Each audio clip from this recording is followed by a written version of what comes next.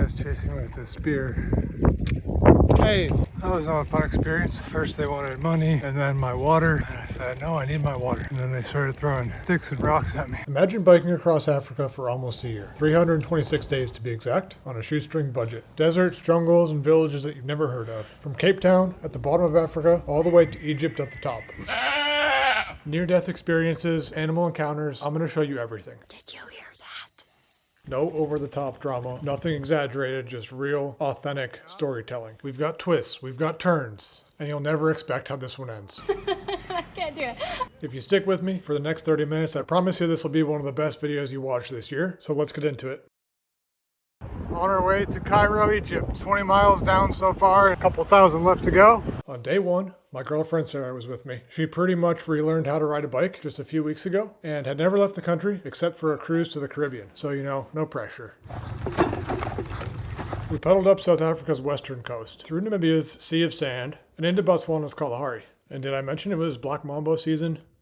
This part of the trip was stunning, but riddled with challenges, especially for a beginner biker. How you feeling, Sarah? Scared. We found a scorpion crossing the road, so I'm going to show you guys what that looks like right here. Bugs are bad this morning. You stop for just a few minutes, they swarm.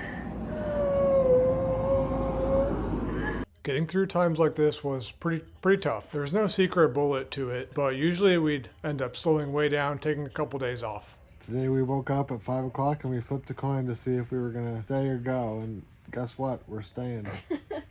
But we still had a really long way to go until we get to Egypt, so we could not sit around forever. When we got near Zimbabwe, the park rangers even warned us about wild dogs that would literally eat us alive. They are wild dogs. They'll They'll eat you while you run, still eating, biting until you are dead. People we talked to thought we were literally crazy, had something wrong with us. Lion crossing way, yeah. Ah. Yeah, so be very, very careful. He said that we are in a lion crossing. Here we crossed over the world-famous Victoria Falls. Right now we're in the midst of the falls before making our way into Zambia. Here we are crossing from Zimbabwe into Zambia. From Cape Town. Cape Town!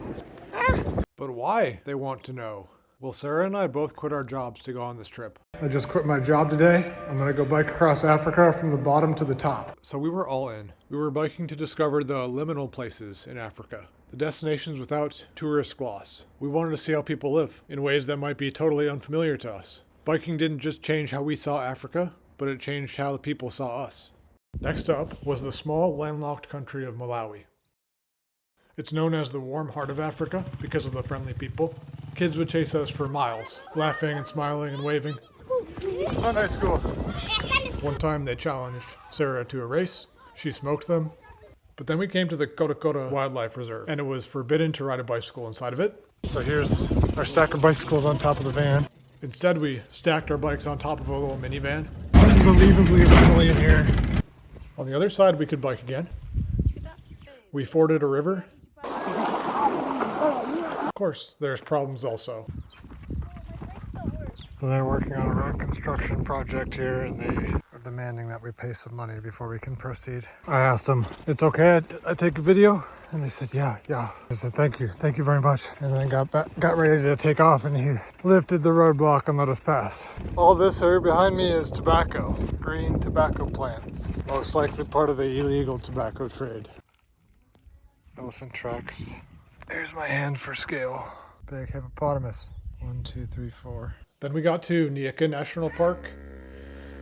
Did you hear that? We are only about 12 k's into Nyika National Park, and it has taken us about 2 hours. There's lots and lots of climbing and lots of loose rocks. Just feels like I'm going nowhere, you know? We have so much to go, but it's only early in the morning, so.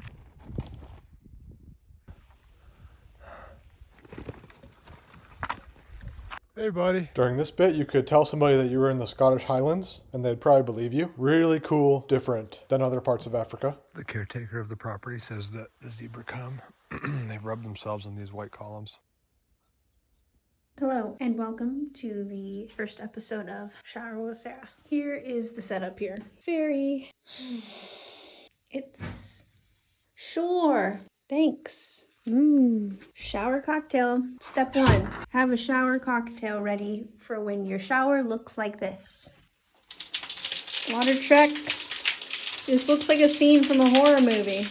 Honestly, I don't think it's gonna get any hotter than this. And it's not hot. We're gonna get unclothed and just go for it. So we found some, we believe, leopard prints. 4 paws with a palm. Kiznika National Park has the highest density of leopards in the whole country of Malawi. Are you okay, Sarah? What happened? A lot of pain. Where does it hurt? This is my toe. Which part? This one. I just hit it really hard on this rock when I fell. We'll be right back, folks. Hey, Sarah, how's your toe doing? I don't know. Are you gonna survive? Unfortunately. Those kids with machetes are just running after us. Come on, let's go. They have weapons. Luckily, we're on mostly downhill, so we were just kind of coasting and pedaling. Left those hooligans behind us. All right, we are rewarding ourselves here with another train ride. We are in the city of Tunduma, crossed over the border into Tanzania yesterday, and we're gonna take the train all the way to Dar es Salaam after a big slog through Malawi. Was there accident there? There's an accident? Yeah. Because there was an accident, yeah, in the next station over.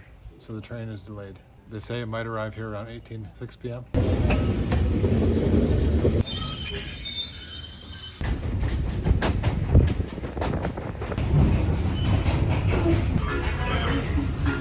Wiener. They filled our cups all the way to the top, and they're spilling everywhere, but full cups of tea.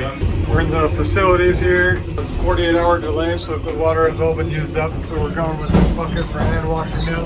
There's nothing that comes out the taps. Completely empty, no more water. Kind of interesting, but it's just a hole that goes onto the ground below the tracks. Not the most hygienic to walk along the railroad tracks in Tanzania.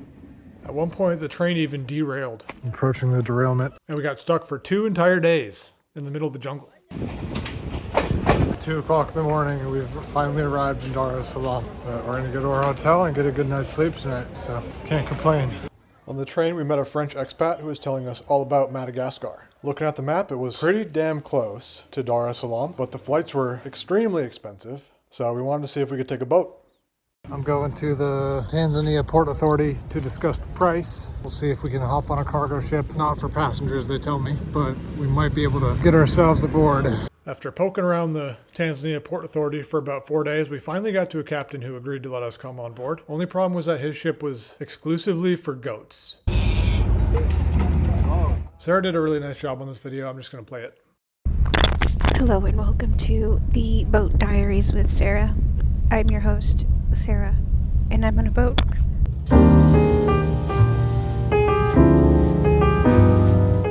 We decided that since Madagascar wasn't part of the mainland continent of Africa, that it would be a side quest, and we were not fussed about biking the entirety of it. Starting with the boat ride here was much more of a vacation vibe. Since this boat wasn't for passengers, we lived on pallet racking, was our makeshift cabin for the 4-day passage.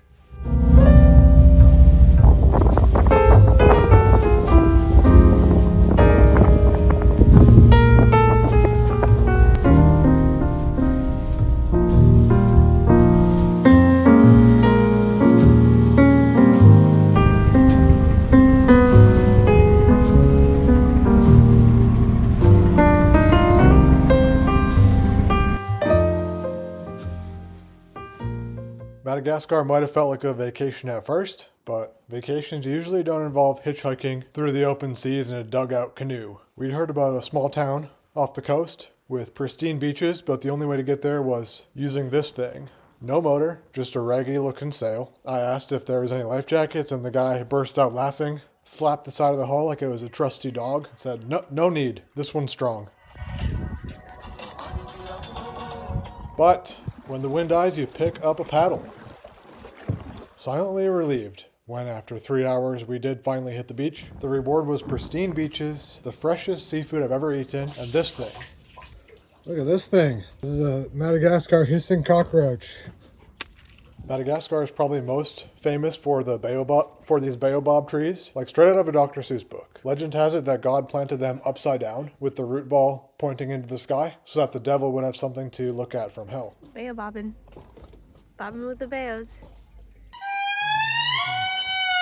And then of course you got your lemurs, part monkey, part opera singer. We did try howling back, but we were bothering our neighbors, so we had to stop. Sarah got to feed one. The tree frogs were vibrant, more like a toy that had been engineered than an animal. Mouse lemur, this guy's like Mort from Madagascar, cute and fluffy. And the chameleon. Some Madagascar people are afraid of it because they think nothing should be able to look both into the future and the past at the same time. At first we felt a little bit guilty. We had come to bike across Africa, not lounge around eating tropical fruit and playing with animals. But the more we thought about it, the more we realized we really needed a break. Africa had been about pure survival, and Madagascar was our vacation. 2 entire months of bumming around out there. And before we knew it, we were on our way back to Africa, into the belly of the beast. And for my 31st birthday, we treated ourselves to a safari.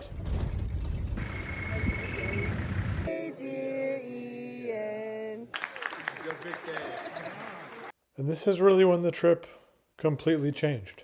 Day 209 of cycling across Africa. Probably the lowest day of the trip so far. Sarah went back to the States last night because the road gets pretty difficult ahead. Sudan is in a civil war and there's no easy route from Kenya to Cairo. I'm gonna push on solo and figure it out, and Sarah went back. Yeah, I'm feeling pretty bummed out about it. Feels weird to be alone here for the first time after we've been cycling together for 7 months, but it's the right move for the team. I want to finish it out, and she needed to go back, so she's gonna fly to Cairo at the end and we'll meet up at the end. So that is a big morale booster. Even though today is not a good day, I still have a big celebration at the end to look forward to. Let's go. Next morning I took off alone. No sidekick, no backup plan. I do really appreciate how lonely the road can feel until you're missing that familiar wheel in front of you or behind you. But here's the kicker. I didn't make it more than an hour before I linked up with another cyclist. The great Lewi Blake sent me a message and we coordinated it. He was in Nairobi at the exact same time as I was. Almost as if somebody had just decided that I wasn't meant to cycle alone. It wasn't the same. Still definitely missed Sarah for quite a while. Her laugh, her half-baked ideas, and her ability to flag down a ride if we needed help. As the road stretched on, we got into an easy rhythm, me and Lewi. Once more into the savannah of Kenya, but this time without any safari vehicle. Just me and Lewi on bikes, like 2 meals on wheels for a hungry lion. Kenya was supposed to be the smooth, easy chapter of my journey across Africa, but like all good stories, it turned out nothing like I'd imagined. Our adventure began with bad beans. Not metaphorically, literally. And we found ourselves relying on villagers to help us out.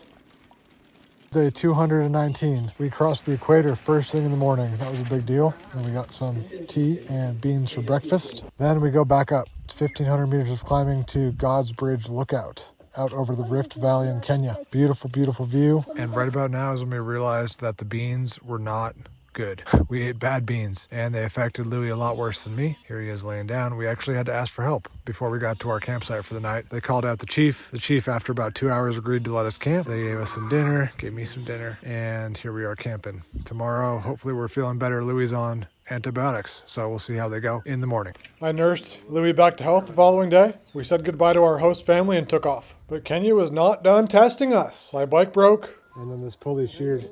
I was stung by a scorpion. So I've just been stung by a scorpion. And during one of the savannah's epic rainstorms, my tent turned into a swimming pool. I said your tent was literally in the middle of the river. It felt like the country was throwing everything that it could at us. Finally, drenched and exhausted, we rolled into a town and splurged on a hotel room to properly dry off. A lot of people ask about the budget. Here's what you can get for about $13 in Kenya.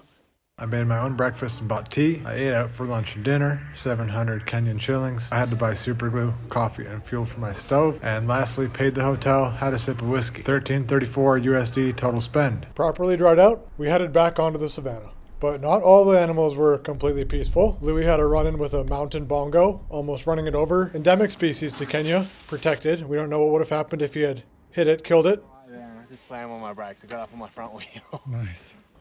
On another day, we were chased by an angry elephant. What do you reckon? Take turns from right here? Yeah, this one's taking a look at us, so definitely don't get too close, mate. All right, it's coming for us, Joe. At this time, I thought we were goners. So right about there, When that one charged us, I thought that was the end. I didn't know if we could bike fast enough to escape it. Another night, we were busted by these paramilitary guys for camping on what was apparently private land. They were cool, nice about asking us to move, so we let them ride our bikes. And then one of them handed me his loaded gun. So ultimately we made a choice, tough choice at that time, to camp out in this riverbed to stay hidden. And the risk backfired. It's 5 o'clock in the morning. This is how fast the water level can change. This river has already risen several feet, and it's within a few inches of where my tent would have been. I don't know if this footage will ever see the light of day because people are so stupid that we camped here, you know? People die by camping in dry creek beds all the time. You can't unzip the zips, the tent falls down, tent poles break. Every beginner mistake in the book yesterday gets spotted by a group of guys with guns who are probably security, then camping in a riverbed, and then there's this flash kind of flood. Sharing this lesson so that hopefully people can avoid making the same mistake that we did. One last push through the savannah, one last campsite, and we arrived in town. This was where I said goodbye to Lewi. He turned back south toward Nairobi, and I went into the north. One last goodbye here, and then I was truly alone. Nairobi. I just said goodbye to Lewi, and these are my first moments riding alone since Cape Town. And I have this nervous pit in my stomach that I'm hoping goes away forever after today.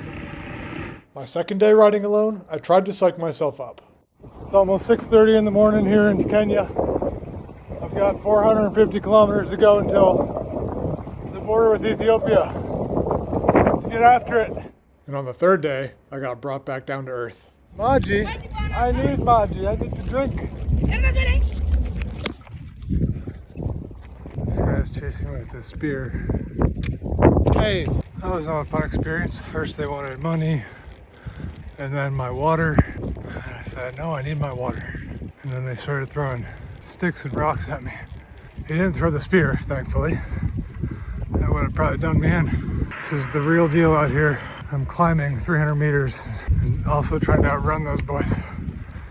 Stop chasing me now.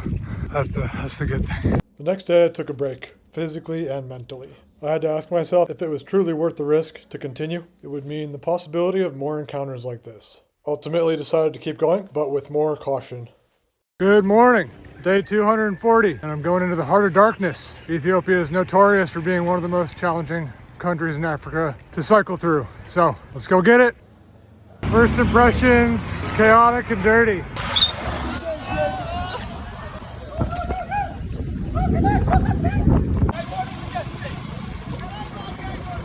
Some shepherd guy back there just gave me a good whack with a stick. It's like, ow! Yo! All good? Good.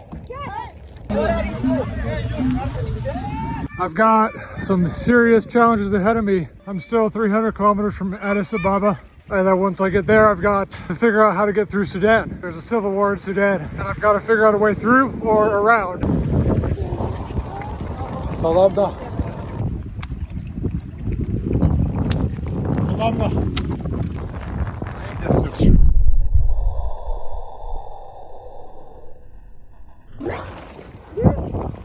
These truckers were extremely friendly. They pulled me over so many hills. Got good lashings for holding on to, and then stopped to buy me some lunch. The police, on the other hand, not so friendly, much more suspicious. What's the problem? From where are you go? Do you have a document? Of course. Passport? Who are you? Passport. Yes.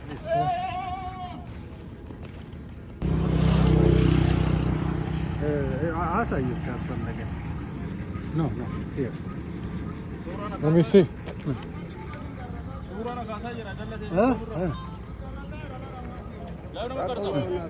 Is there a problem or can I continue? It is forbidden. You know what is your name? It's on my passport. Whoa. It's my computer. Oh. You're a pain in my asshole. Let me go. Come on. They were looking for weapons. I said, I got a weapon. I presume they just wanted some money. Man, my heart was pumping during that one. Day 251 of biking across Africa. I'm on my way here to the Sudanese embassy in Addis Ababa to see if I can get a visa. The country is closed? Yeah. Oh. First she told me that Sudan is closed, that they're not issuing tourist visas or work visas or anything right now. Asked again, and then she said if I go to the border, it might be possible. A little hard to understand what the real story is, and it's risky. Now I have to go through Djibouti. Plan was to hit Djibouti, cross the Red Sea, and then keep moving north. Easy. Except it really wasn't at all. Day 264 of biking across Africa. Today's a big day. I arrive in Djibouti City and I get to see my buddy Jan. Been probably about 2 weeks since I've seen Jan. Polish man, riding the scooter. He came up here from Cape Town on a scooter. Combination of scooting and hitchhiking. I'm at the diocese in Djibouti, downtown. This is where Jan directed me to. So here's our campsite. Jan's tent is here, but no Jan. How are you? What's up? It's good to see you, bro. After I linked up with Jan, we spent an entire month getting rejected by literally everyone. Do you have some ships that are going to Saudi Arabia, to Djibouti, or Djibouti to Egypt? Jan and I have been spending the better part of our time here in Djibouti, trying to figure out a way over to the peninsula, across the pond there, trying to see where cargo ships might go. We're looking at Egypt, we're looking at Saudi Arabia, Oman, and maybe Dubai. Have come up empty. Shipping companies, nope. Boat captains, no. Embassies or military bases, definitely not. We talked to at least 70 different people. It was the same answer, nope, sorry, good luck boys. We even considered smugglers that could get us into Yemen. But here's the thing, while we were stuck, all of you guys sent advice, even just encouraged us not to give up. That was like extremely helpful. We're going to the Djibouti marina now. See if there's any boats leaving from here to we don't know where. And finally, after a month, we found 2 people that would take us. We're leaving Djibouti! Like the strangest view, guy on a bicycle, the guy on a scooter in Djibouti. Jan, how do you feel right now leaving Djibouti? The best feeling during this 1 month in Djibouti. Believe it! Phylloxene, this is our ride. What's happening, Donna? There is a little bit of smog that is going outside the engine. Bad piece of a water pump. One engine is producing white smoke. So we're on one engine and we got a tack upwind. We're sailing!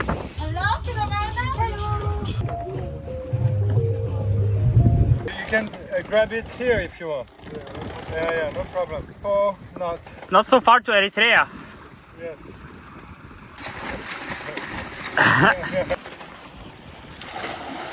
How is it? Fresh! Superman! His butt hanging out. We've got the autopilot turned on so the boat does drive itself, steer itself. On the side, not quite enough room. In the middle, there it is. Here you can see self-defense systems, also a torpedo for the piracy mainly because it's where it's most fire out of the waters. If you're off the coast of Somalia, it's extremely dangerous for pirates. You can target your enemies. Like you can see there are a lot of enemies here. If you see there is a pirate here, you just press the button, fire. There's land! Swakeen Port Control, this is sailboat Phylloxene. We are in the channel, arriving from Djibouti, and we intend to anchor.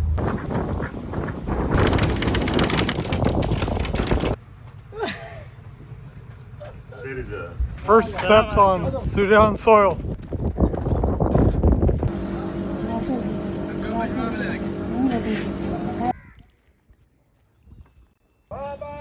Safe journey. On the other side. Huh? We've been dumped in Sudan. Oh yes. One of the 7 state sponsors of terrorism, according to the U.S. So not a great place to be dumped. But ruins. Yeah, we're in the ruins of Sudanese civil war. Today is day 300 of biking across Africa. There's no particular significance to today, but we're getting on the ferry from Port Sudan to Jeddah. It's not possible to cross Sudan by land. Tried everything. This ferry is used mainly for pilgrims going to Mecca, and they played the Quran on repeat over the loudspeakers. I thought for sure that the volume that they would turn it down a bit when people were trying to sleep. Got a couple hours at least. Jan found us accommodation on Couchsurfing. This is Rockon, and phenomenal welcome to Saudi from Rockon. Really went out of his way to make us feel welcome. Usually wear like this. Who? Men in prison here. This is Kebsa. campsite. Yeah. Saudi dumplings. What do you think about it, guys? Delicious. First day back on the bike, baby. Day 302. And working up the coast of Saudi towards Cairo. Getting real close. Jeddah here leaving town. And there is traffic. Not much of a shoulder up ahead. So it's out of the frying pan into the fire. Wish me luck. Here we go.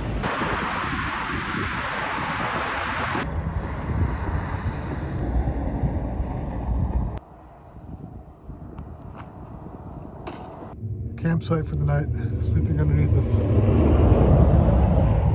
culvert drainage. It's gonna be good.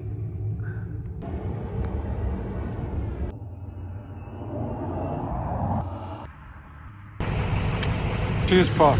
Let's give it a try. Yeah, that's not gonna be a repeat on this one.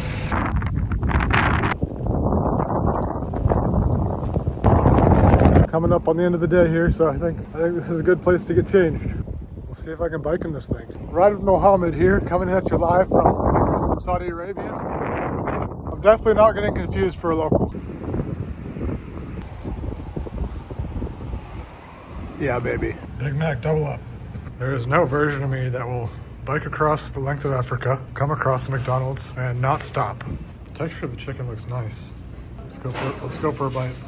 Texture is very, very nice. 5 a.m. baby, let's go! Getting extremely close at this point.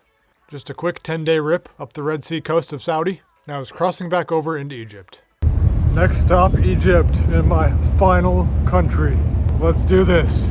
My first pedal strokes on Egyptian soil. The final country. Here we go. Right here, I hit a familiar site in Africa, a military checkpoint. But this time they confiscated my passport and said that cycling to Cairo was forbidden. This is finished. I begged, pleaded, even raised my voice with them. Instead of riding the final miles, I was ushered onto a bus, watching the last stretch of my journey slip past the window. I called the US Embassy, and they confirmed that I had no choice. Any attempt to cycle would likely lead to deportation at my own expense, so it was over. I didn't cry on the bus, but the tears fell silently anyways. I was feeling like the entire trip had been pointless.